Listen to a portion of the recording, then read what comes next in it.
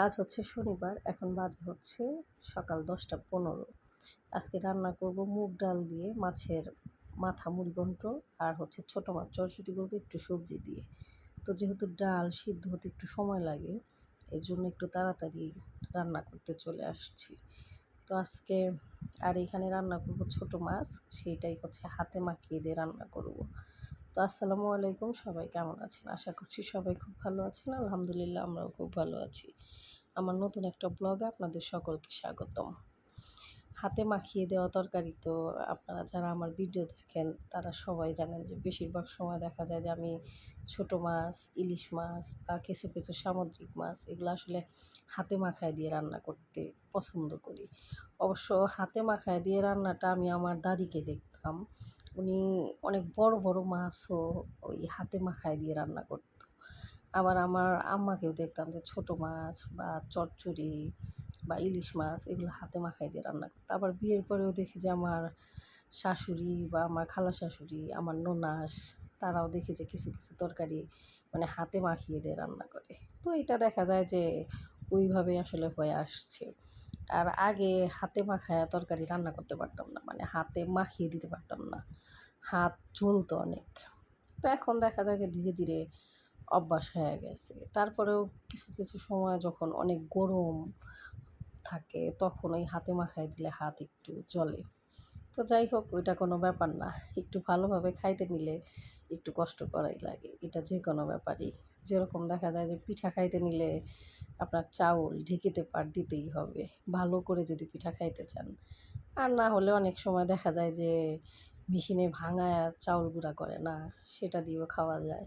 কিন্তু গ্রামের মানুষ তো, আমরা তো আসলে ওই নিজেরা চাউল গুঁড়া করব, মানে ঢেঁকিতে পাট দিয়ে, আমরা আসলে ওইভাবে অভ্যস্ত। তো কিছু কিছু জিনিস আসলে যে একটু ভালো করে খাইতে গেলে একটু কষ্ট করা লাগে। তো এরকমই ব্যাপারটা। তো এখানে হচ্ছে আমি একটু সবজি দিয়ে ছোটো মাছটা চচ্চড়ি করব, সেটা মাখিয়ে নিলাম। আর এইখানে মাছের মাথাটা সুন্দর করে আগে ভালোভাবে কষিয়ে নেব। তো এখানে দিয়েছি হচ্ছে একটু তেলের মধ্যে জিরা, আর দিয়েছিলাম হচ্ছে একটু আমান শুকনো মরিচ, আর এখানে কাঁচামরিচ পেঁয়াজ দিয়ে মাছটাকে একটু দিয়ে দিয়েছি। এখন মাছটা সুন্দর মতো কষিয়ে নেব। এখানে দিচ্ছি হচ্ছে একটু আদা আর একটু রসুন ব্লিন্ড করা। আর যেহেতু মাছটা অনেক বড়, এর জন্য মাছটা অনেক শক্ত। আমি মাথাটা কাটার জন্য অনেক চেষ্টা করছি কিন্তু পারি নাই। তারপরে ধুইতে অনেক কষ্ট হয়েছে।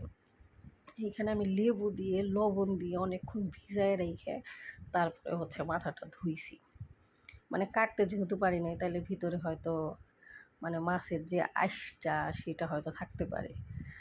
তো এই তো, তারপরেও আর কি একটু বেশি চাপ নিলাম না যে থাক, যেহেতু মুড়িঘণ্ট এটা তো ভেঙেই যাবে, মানে জাল দিলে সিদ্ধ হলে ভেঙেই যাবে। তো এখানে লবণ, জিরার গুঁড়া, সজের গুঁড়া, হলুদের গুঁড়া, মরিচের গুঁড়া, একটু ধনিয়ার গুঁড়া, এই তো দিয়ে ভালো করে একটু কষিয়ে নেব। কষিয়ে নেওয়ার পরে হচ্ছে আমি ডালটা দিয়ে দেব। এইভাবেই হচ্ছে আজকে রান্না বান্না।